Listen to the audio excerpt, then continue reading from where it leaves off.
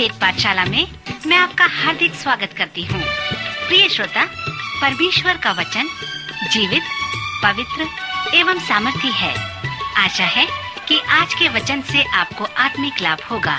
तो लीजिए प्रस्तुत है ये संदेश।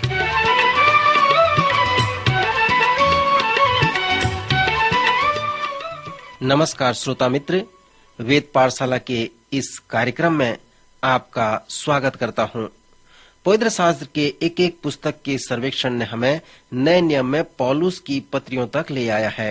पिछले चरण में मैं कुलुसियों की पत्री का परिचय व रूपरेखा देना प्रारंभ किया था। अब मैं चाहता हूँ कि कुलुसियों की पत्री का सर्वेक्षण प्रारंभ करूँ। सर्वप्रथम कुलुस्य के पहले अध्याय में पौलुस ने वहाँ के विश्वासी भाइयों को पवित्र व विश्वास योग्य सेवक कहा है। फिर आप देखेंगे कि वह कुलुसियों के लिए प्रार्थना किया है। पौलुस ने इफिसियों के लोगों के लिए प्रार्थना भी किया था, जैसे उसने कुलुस्य के लिए प्रार्थना किया। ध्यान करें कि क्यों उसने उनके लिए प्रार्थना किया है, कैसे कुलुस्य के लोगों ने उसकी प्रार्थना सूची को प्राप्त किया। सो पहले अध्याय में आप उसे इस प्रकार प्राप्त कर सकते हैं। हमने सुना है कि यीशु मसीह पर तुम्हारा विश्वास है और सब पवित्र लोगों से प्रेम रखते हो।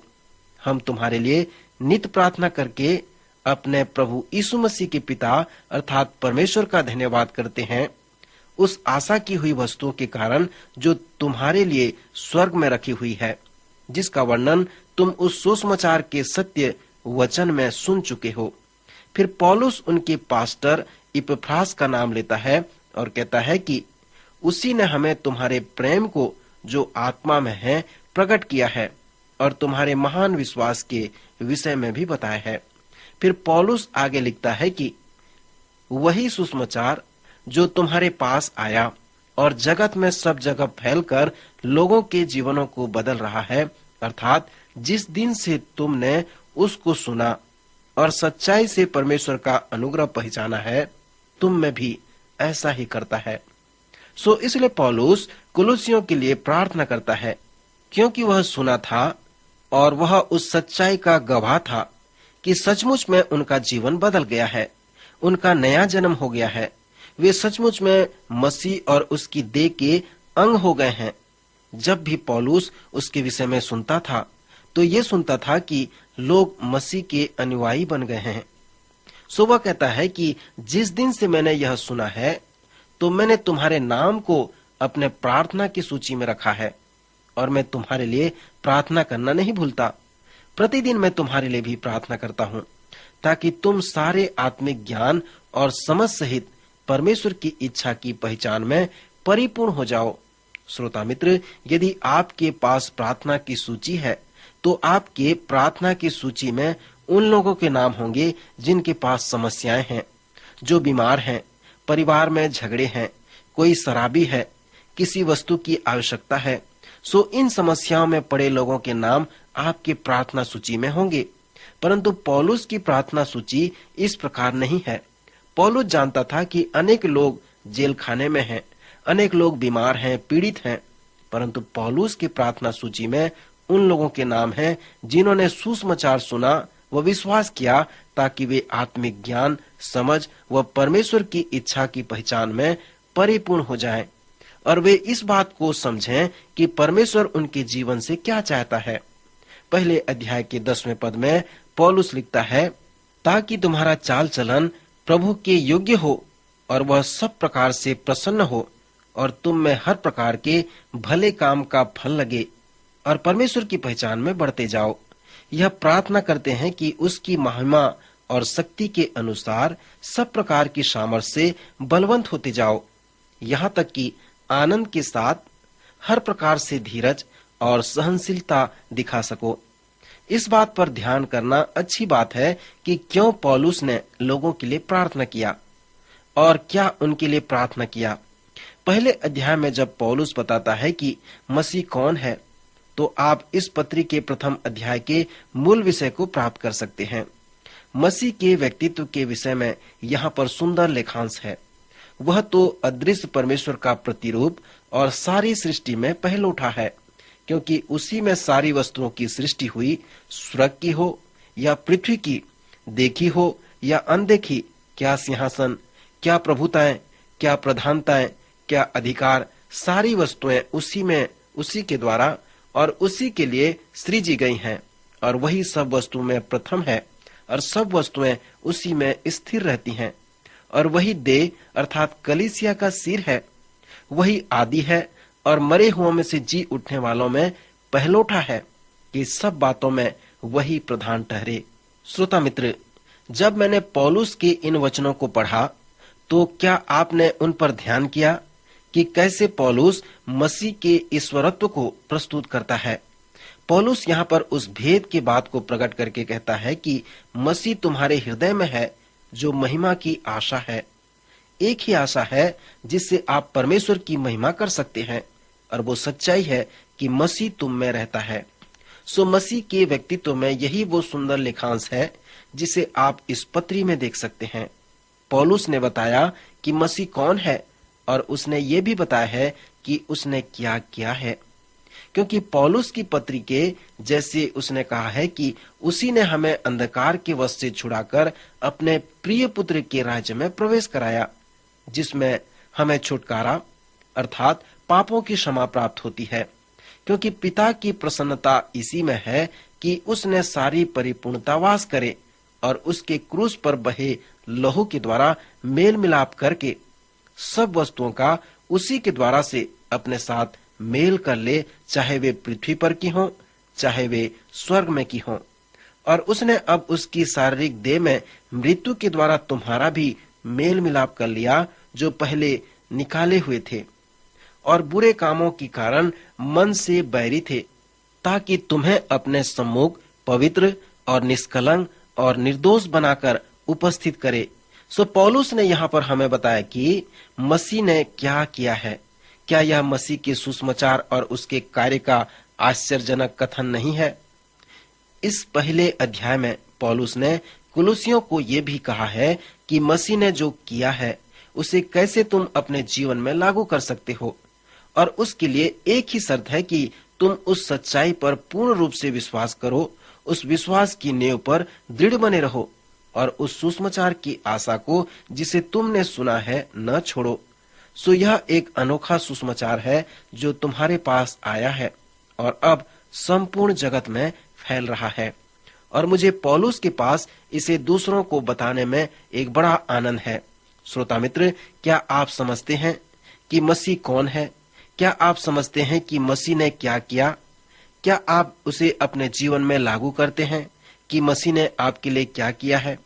इस पत्री के प्रथम अध्याय को पढ़ें, और पौलुस ने जिस सच्चाई को प्रस्तुत किया है वे आपके सब प्रश्नों का उत्तर देंगे।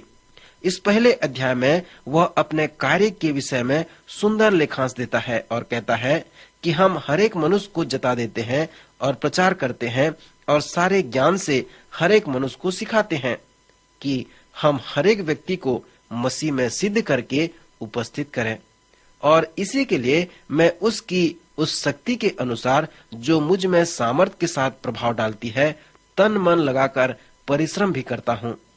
सो यह पौलुस के कार्य के विषय में वृतांत है जिसका वर्णन वह स्वयं करता है।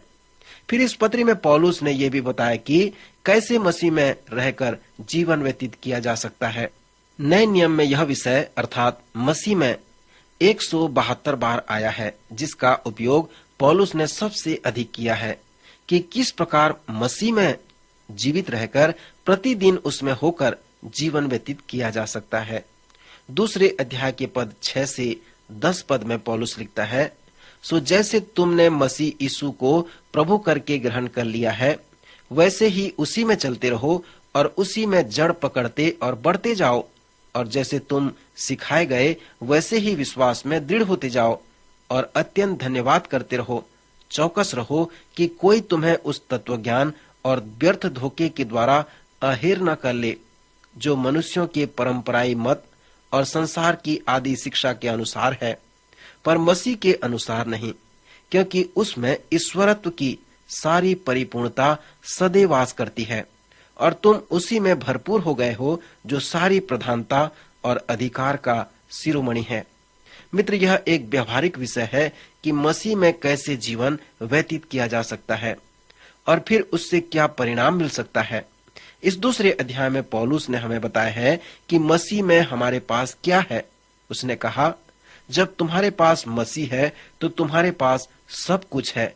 तुम उसमें भरपूर हो गए हो। जब तुम मसीह के पास आए तो उसने तुम्हें तुम्हारे बुरे विचारों से छुटकारा प्रदान किया, शारीरिक रूप से नहीं वरन आत्मिक रूप से। कुलुसियों और इफिसियों की पत्री आपस में मिलते हैं। इसलिए कुछ लोग कहते हैं कि इफिसियों की पत्री को कुलुसियों की पत्री में दोहराया गया है, परंतु यह ऐसा नहीं है। इन दोनों में अंतर है। इफिसियों की पत्री परिपत्र पत्री है जो सभी कलीसियाओं में भेजी गई थी, परंतु कुलुसियों की पत्री अलग प्रकार की पत्री है जो एक विशेष प्रकार के समुदाय के लोगों को लिखी गई है, क्योंकि कुलुसे में कुछ विशेष प्रकार की समस्याएं थीं। क्योंकि कुछ ऐसे सच्चाइयां हैं जो कुलुसे में बताए गए हैं, वे इफिसियों की पत्री में भी पाए जाते हैं। सो अनेक लोग इसे इफिसियों का दोहराया गया पत्री कहते हैं। उदाहरण के लिए इस पत्री में कहा गया है कि पुराने मनुष्यत्व को उसके कामों समेत उतार डालो और नए मनुष्यत्व को पहन लो। इफिसियों की पत्री में भी इसी प्रकार कहा गया है। सो इस प्रकार इन दोनों पत्री में हम समानता को देखते हैं। पौलुस के जीवन में जो एक कुंजी विषय था वो प्रार्थना था। पौलुस एक महान प्रार्थना योद्धा था। पौलुस के उस प्रार्थना सूची को बनाएं और देखें जिसमें उन लोगों के नाम थे जिनके लिए उसने नियमित प्रार्थना की। इस पत्री के अंतिम अध्याय को देखें कि उसने किस प्रकार कुलुसे के लोगों को उत्साहित किया कि वे प्रार्थना करें। उसने कहा, प्रार्थना में लगे रहो और धन्यवाद के साथ उसमें जागृत रहो और इसके साथ ही साथ हमारे लिए भी प्रार्थना करते रहो कि परमेश्वर हमारे लिए वचन सुनाने का ऐसा द्वार खोल दे कि हम मसीह के उस भेद का वर्णन कर सकें जिसके कारण मैं कैद में हूँ। उसने कुलुसियों से कहा कि वे अपने प्रार्थना के उत्तर के लिए जागृत रहें और उन उत्तरों के लिए धन्यवादित हों।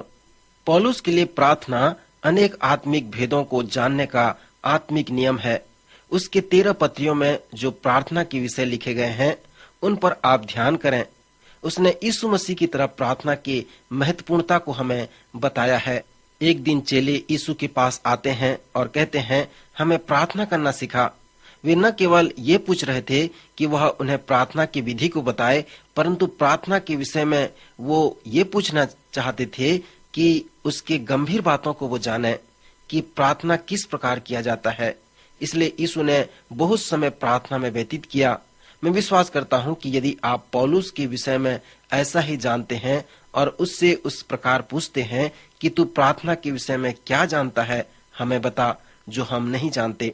श्रोता, मैं आपको चुनौती देता हूँ कि कुलुसियों के विश्वासियों के लिए पौलुस की प्रार्थना को देखें और उससे अपने प्रार्थना के साथ उसकी तुलना करें। प्रभु आज के वचन द्वारा आपको आशीष दे।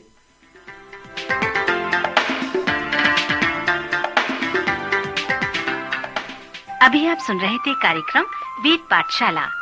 श्रोता, हमें विश्वास है कि इस कार्यक्रम के द्वारा आपको आशीष मिली है। यदि इस कार्यक्रम के विषय में अधिक जानकारी प्राप्त करना चाहते हैं या बाइबल अध्ययन से संबंधित कोई प्रश्न हमसे पूछना चाहते हैं, तो आप हमें इस पते पर लिखें। हमारा पता है कार्यक्रम वेद पाठशाला, post box number 713 EN post Faridabad 7।